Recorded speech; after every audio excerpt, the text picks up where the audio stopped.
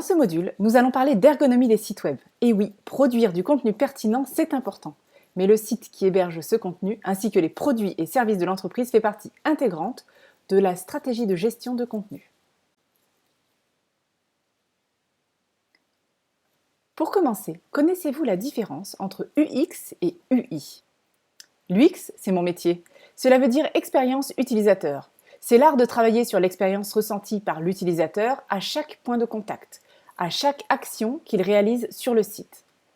Cela consiste à trouver la bonne façon de présenter les contenus, en prenant soin de bien respecter qui est le client.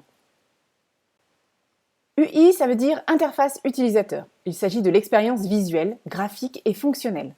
C'est le travail du graphiste. Cela vient plutôt après la conception de l'UX. Avec cette image, voyez-vous mieux la différence entre ces deux métiers? Là, il va falloir faire travailler votre cerveau car UX et UI sont inversés par rapport à la diapo précédente. Peut-être que cette image vous évoque plus de choses. Est-ce vraiment important d'avoir un joli site web? N'est-ce pas plutôt le contenu qui est important? Mais que veut dire joli? En fait, l'ergonomie des sites web, c'est plutôt l'utilisabilité du site et non pas le côté esthétique, bien que cela soit important d'avoir un site agréable et beau. Proposer un site ergonomique aux internautes, c'est leur proposer un site web confortable. Les visiteurs doivent passer un moment agréable et rester le plus longtemps possible sur le site. C'est aussi s'assurer que l'internaute comprenne rapidement où il est et trouve ce qu'il cherche. Il est essentiel d'adapter son site à tous les devices, téléphone portable, avec un S car il y en a plusieurs sortes avec plusieurs tailles d'écran, ordinateur, tablette, etc. Enfin, il ne faut pas perdre de vue son objectif et amener l'internaute à réaliser les actions que l'on attend de lui. Prise de contact, achat, partage à ses amis, retour d'expérience, avis. Avant de commencer à se pencher sur la réalisation du site, il faut le concevoir. Quel contenu mettre dans le site? Comment les structurer? Quel point de vue adopter? Pour gagner en efficacité, je vous propose 5 étapes pour formaliser l'arborescence du site web. Définir son objectif. C'est le moment de formaliser le contexte du site. À quoi sert-il dans la stratégie de l'entreprise? Quelle est mon offre? Quelle est mon audience idéale? Est-ce que je peux la segmenter? Identifier les contenus. Que mettre dans le site? Faut-il tout publier? Est-ce que certains contenus pourraient faire l'objet d'articles de blog? Organiser les contenus et les structurer.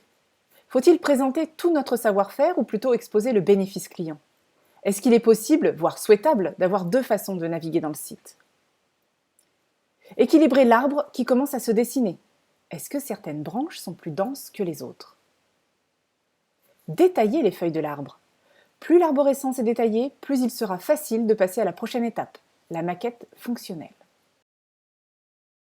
La phase préliminaire à la conception d'un site web, c'est bien de poser le contexte, de prendre le temps de formaliser les enjeux du site.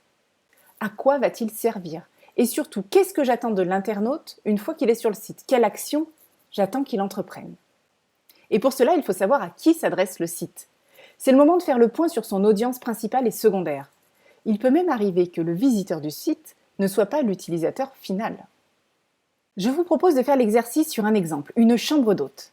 Elle se nomme Au coin du feu. Elle est située dans le massif du Vercors et comprend 4 chambres qui portent un nom de fleurs. Les propriétaires ont un bon réseau de partenaires locaux. Il y a beaucoup d'activités familiales de plein air dans un rayon de 5 km. Enfin, ils ont remarqué qu'ils ont une clientèle de professionnels la semaine et de particuliers le week-end. Ils ont défini que l'objectif du site est de déclencher des réservations. Pour cette étape d'identification des contenus, je vous invite à poser tout ce qui vous vient à l'esprit. C'est une tempête d'idées qui doit se déchaîner. Pour cela, le mieux est de se munir d'une feuille et d'un crayon et de noter toutes les informations qui devront se trouver dans le site. Ne vous restreignez pas, osez mettre toutes vos idées. Il sera toujours temps de réduire par la suite. Reprenons notre exemple, toujours dans nos chambres d'hôtes au coin du feu. J'ai listé tout ce qui me venait en tête, de la composition du petit déjeuner au fait que les chiens sont les bienvenus, en passant par les disponibilités et les chambres. Quel bazar! Pour organiser toutes ces informations, je vous recommande d'utiliser un outil de carte mentale. Pour ma part, j'utilise Xmind. Le mot arborescence vient du mot arbre et commence à prendre tout son sens dans cette étape. L'idée est de regrouper en paquets les informations qui ont été notées dans la phase précédente. Vous devez voir apparaître des choses qui sont en rapport les unes avec les autres. Si vos groupements sont pertinents, il devrait être aisé de les nommer. Voyons voir sur notre exemple. Dans un premier temps, j'ai remis tous les mots du brainstorming dans l'outil Xmind. Ensuite, j'ai commencé à faire des paquets, mais je ne les ai pas encore nommés. Il n'y a pas une bonne arborescence, c'est une proposition parmi d'autres. J'ai ensuite nommé ces paquets. Peut-être avez-vous remarqué que certains noms ont été repris. Ici, j'ai choisi des verbes d'action pour trouver les noms. Équilibrer l'arbre. Le risque, c'est d'avoir un arbre qui penche d'un côté. Cela arrive souvent en présentant les produits et assez peu l'entreprise. C'est le moment où le blog entre en jeu. Peut-être que certains détails peuvent être présentés dans le blog, au fil des mois. Cela permet de travailler son contenu en se positionnant en tant qu'expert. Pour gagner du temps et de l'énergie sur la mise en œuvre du blog, le secret c'est de créer des catégories. Et cela peut être fait dès la conception du site. Dans notre exemple, il n'y a pas vraiment de déséquilibre. En revanche, il pourrait être super intéressant, tant pour le référencement que pour mettre en avant l'expertise des propriétaires, de créer un blog pour présenter les randonnées autour de l'hébergement. Vous l'avez peut-être vu apparaître en haut à gauche de notre arborescence. Par ailleurs, il y a des liens à faire d'une branche à l'autre pour le consolider. Je vous encourage vivement à détailler tout ce qui se trouve dans cet arbre et ainsi à commencer vos gabarits de contenu. Plus vous détaillerez, plus ce sera rapide par la suite. J'en profite pour m'arrêter quelques minutes sur la légende de l'arborescence. La légende que je vous propose est issue de mon expérience. Il n'existe pas, à ma connaissance, de convention. J'identifie toujours au minimum les 3 éléments suivants: les pages, les paragraphes et les incitants à l'action. Cette solution est très simple et peut tout à fait s'enrichir avec d'autres éléments comme les menus, les visuels, les vidéos, les catégories de blog, etc. Dans notre exemple, nous allons faire un zoom sur les chambres. Dans la rubrique Dormir, qui est une page, nous allons donc trouver un paragraphe qui fera une rapide description des chambres, puis dans cette même page, nous trouverons 4 liens ou photos ou boutons pour aller vers les chambres. Le détail de chaque chambre fera l'objet d'une page. Dans chacune, nous aurons toujours les mêmes informations: le nom, le nombre de couchages, la superficie, le tarif, des photos, la vue sur l'extérieur et les petits plus. Notons également qu'un incitant à l'action pour réserver sera présent. On retrouve ici la notion de gabarit de contenu. Les articles de blog se prêtent bien à l'exercice aussi. Sur l'arborescence, j'ai ajouté les catégories de blog qui ont la forme d'un parallélogramme dans ma légende. Dans notre exemple, les articles auront une forme bien définie qui sera déterminée par la catégorie à laquelle ils appartiennent. Vous notez que chaque article est une page. Ici, les gabarits de contenu des articles des catégories randonnée, fleurs et partenaires sont très détaillés et très complets. Cela peut paraître contraignant, mais c'est un vrai gain de temps quand il s'agit de faire vivre le site. Les articles de la catégorie coup de cœur sont eux beaucoup plus libres. La seule consigne que l'on s'est donnée, c'est de choisir des visuels poétiques pour les illustrer. Une fois l'arborescence commencée, nous pouvons nous attaquer à la maquette fonctionnelle. Certaines personnes sont plus à l'aise à faire les deux à la fois, mais attention à ne pas se laisser avoir par le côté graphique de la maquette. D'ailleurs, nous sommes toujours dans la partie UX du projet, pas encore dans la partie UI. Vous vous souvenez ? UX pour User Experience et UI pour User Interface. Attention donc à ne pas vous faire happer par les sirènes de l'esthétisme. Il s'agit ici de dessiner des écrans avec des boîtes. Les visuels, les couleurs, les typos, cela viendra après dans la maquette graphique. L'idée de la maquette fonctionnelle est d'avoir une vue d'ensemble des éléments ainsi que des fonctionnalités du site. À noter, en réalisant la maquette fonctionnelle, cela fait bien souvent bouger l'arborescence, ce n'est pas figé. La maquette graphique arrive ensuite, c'est la phase d'habillage de la maquette fonctionnelle. C'est la partie UI du projet de conception web. Pour gagner en efficacité, je vous recommande de communiquer sur les contraintes techniques du site au graphiste en charge de la maquette graphique.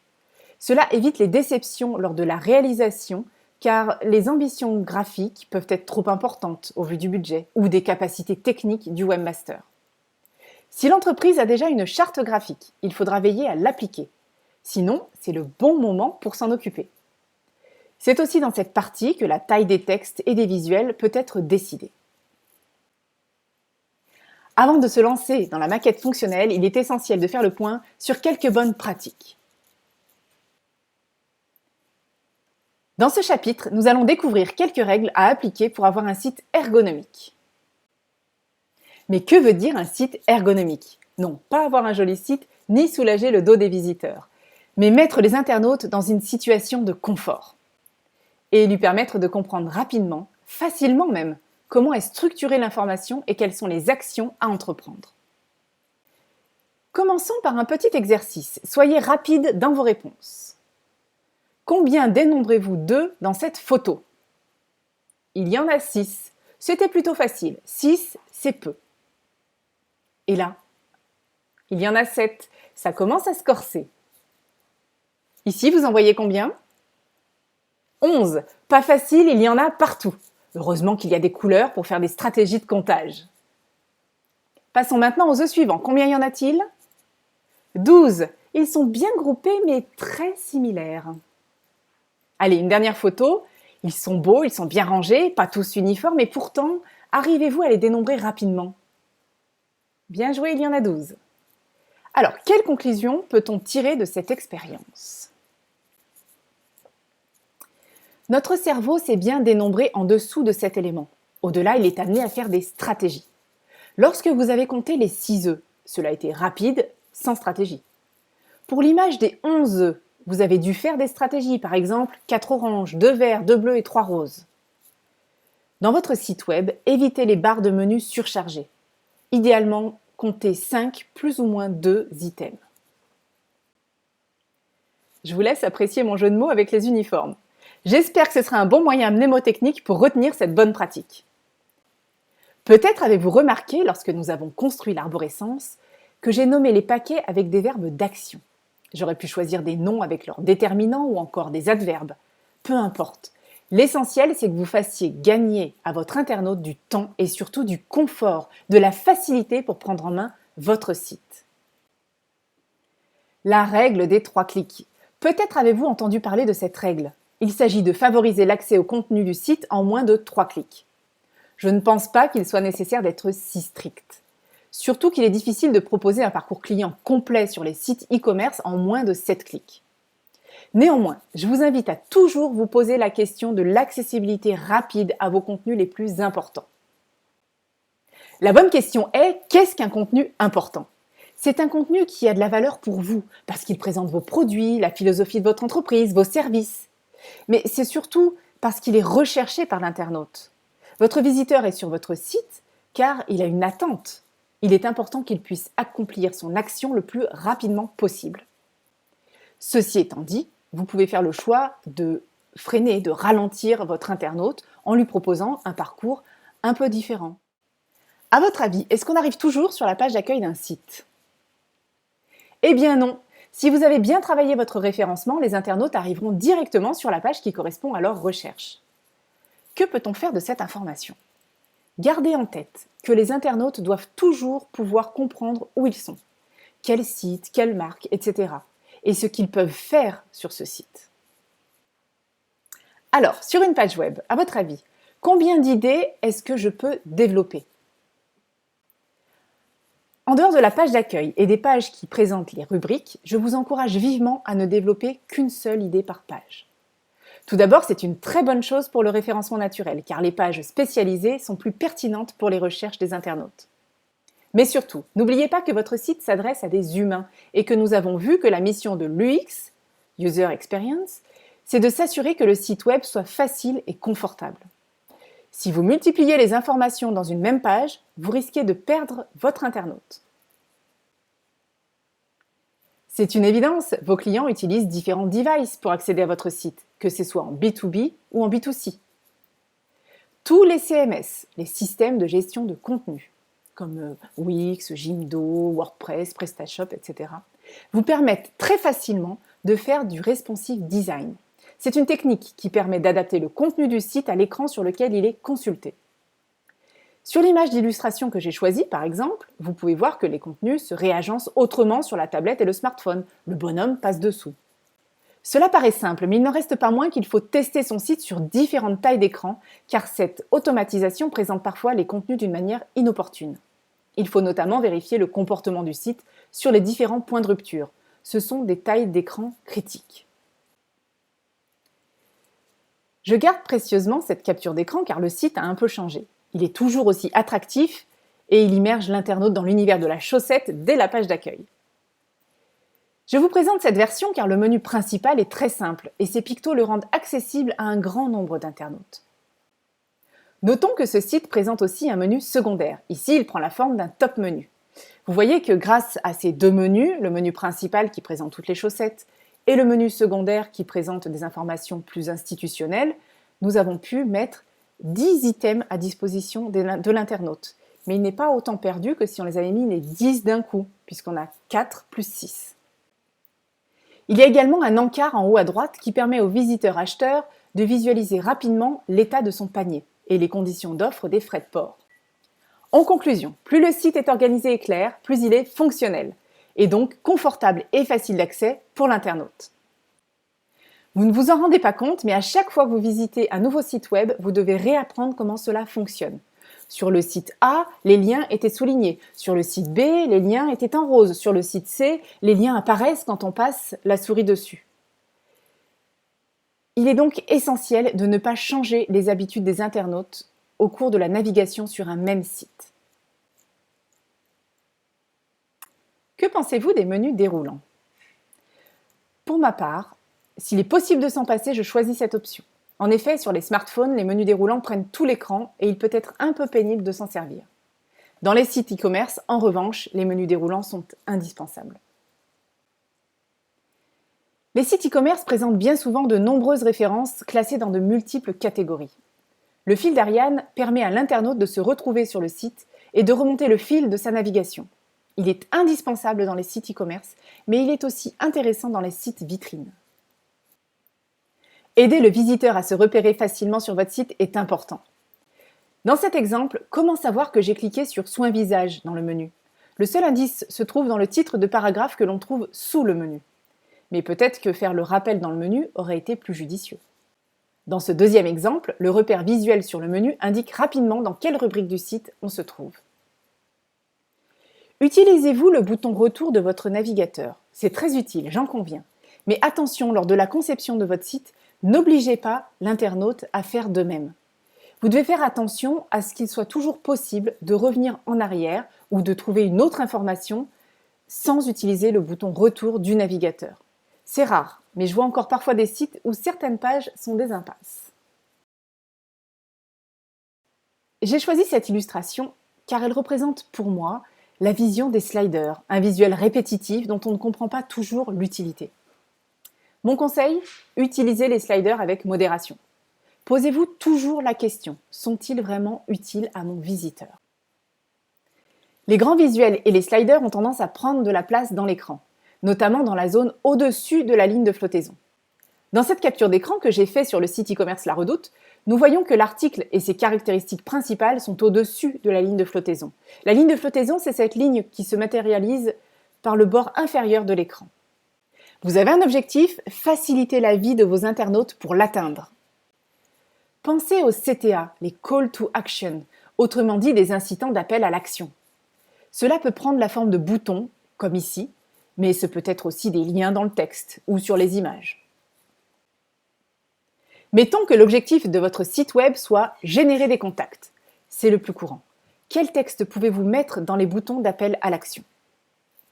Je vous propose une liste non exhaustive des différentes façons de nommer ce bouton. Peut-être en avez-vous trouvé d'autres. Alors, que peut-on en dire? Déjà, je vous suggère fortement de rester toujours positif et de supprimer la tournure « N'hésitez pas à nous contacter ». Non seulement la tournure est négative, mais en plus elle contient le verbe « hésiter ». Est-ce le meilleur moyen d'inspirer confiance? Les boutons « Contactez-nous » et « Je contacte l'équipe » impliquent fortement l'internaute, soit en lui indiquant avec un verbe à l'impératif ce qu'on attend de lui, soit en lui proposant de parler à la première personne. Les termes « contact » et « nous contacter » sont assez passifs. Si vous avez besoin de nous, nous sommes là. C'est simple et classique, mais pas forcément efficace quand notre objectif est de déclencher des contacts. Enfin, la phrase « contactons-nous » est peu courante et parfois même dérangeante. Elle dit à l'internaute « Ok, nous avons des choses à faire ensemble ». En conclusion, il n'y a pas de bonne ou de mauvaise formulation, mais il y a des contextes où les phrases sont plus ou moins adaptées. Et si vous avez besoin de générer le sentiment d'urgence, Vous pouvez ajouter un point d'exclamation à la fin. Placer des boutons d'appel à l'action ou des liens, c'est une très bonne chose. À votre avis, est-ce qu'il faut ouvrir le lien dans un nouvel onglet ou rester au même endroit? Pour ma part, je distingue deux cas. S'il s'agit de maillage interne, c'est-à-dire d'un lien entre deux pages du même site, j'opte pour la solution de garder le même onglet pour ne pas multiplier les fenêtres. S'il s'agit d'un lien vers l'extérieur, il me semble beaucoup plus opportun de choisir de faire un lien dans un nouvel onglet, sinon l'internaute va perdre le contact avec votre site et vous l'aurez perdu. Les visuels sont essentiels dans votre communication, même si dans certains cas c'est difficile de trouver le bon visuel. Pour ma part, sur mon site, j'ai fait le choix de n'avoir des photos que dans mes articles de blog. En revanche, j'ai habillé le site et utilisé les couleurs, sur les conseils du graphiste qui s'est occupé de l'UI de mon site. Que ce soit des images d'illustration, des vidéos ou des infographies, privilégiez toujours la qualité et assurez-vous d'avoir les droits.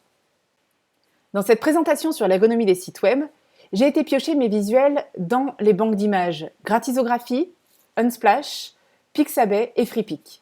J'ai également fait quelques captures d'écran. Si l'objectif du site est de générer des contacts, pourquoi ne pas opter pour des mini-formulaires dans certaines pages? Le mini-formulaire peut être une solution supplémentaire, gratuite, pour déclencher des contacts autrement, en proposant par exemple aux visiteurs de les rappeler. Cela envoie un mail que vous recevez en temps réel. Les formulaires et mini-formulaires peuvent servir à beaucoup d'autres applications. L'important, c'est de ne pas poser trop de questions. Si l'internaute doit entrer trop d'informations, il risque d'abandonner. Par ailleurs, posez-vous toujours la question, est-ce que j'ai besoin de toutes les informations que je demande? Surtout qu'avec le RGPD, il vaut mieux se contenter de l'essentiel pour mener à bien votre mission. Le moteur de recherche interne est-il toujours une bonne idée? Toujours non. Cela dépend des sites. S'il s'agit d'un site e-commerce avec beaucoup de références ou d'un site vitrine avec beaucoup de contenu, alors là, oui, c'est une bonne idée. En revanche, pour les sites moins riches de contenu, proposer un moteur de recherche interne, c'est prendre le risque que le visiteur se retrouve régulièrement devant le message « Aucun article ne correspond à votre recherche. Retentez votre chance ». Et là, c'est très inconfortable, voire frustrant pour l'internaute. Cela a tout de même un avantage, c'est de mieux connaître les attentes des visiteurs et donc de permettre d'étoffer la stratégie de contenu du site. Il existe une solution intermédiaire pour proposer un service de recherche aux visiteurs, le filtre. En effet, ce système permet de mettre en avant seulement des contenus existants dans le site. Les pictos peuvent apporter du confort à l'internaute, de la lisibilité, voire même de l'accessibilité. C'est aussi une très bonne idée pour faciliter l'apprentissage des conventions du site aux internautes. Dans cet exemple, la fiche produit des chambres d'hôtes présente toujours en haut de page ce résumé. Prix, taille du lit, douche ou baignoire, climatisation et surface. Les sites web n'ont pas à être tous identiques. Il est possible de proposer des fonctionnalités innovantes ou décalées. Proposer des démos des produits, des tutos, des articles sur les coulisses ou encore des espaces ludiques peut s'avérer être différenciateur et favoriser l'allongement du temps passé sur le site. Pour aller plus loin, je vous invite à regarder la conférence de Cynthia Savard-Saucier. Elle date un peu puisque c'était en 2013, mais je trouve que les mots sont justes et que c'est toujours d'actualité. Je vous retrouve donc après cette vidéo pour la conclusion sur ce chapitre. Pour conclure cette série de bonnes pratiques, je vous encourage à toujours vous poser des questions. Est-ce que cette fonctionnalité ou ce design va apporter quelque chose à mon utilisateur? Mais aussi, quel est l'objectif de ce site web et comment donner les moyens au visiteur d'atteindre ce que j'attends de lui, d'atteindre l'objectif que j'ai fixé pour lui? Je vous remercie pour votre attention et je reste à votre écoute pour répondre à vos questions. Privilégiez le mail car je ne réponds pas au téléphone quand je suis en formation. Au revoir!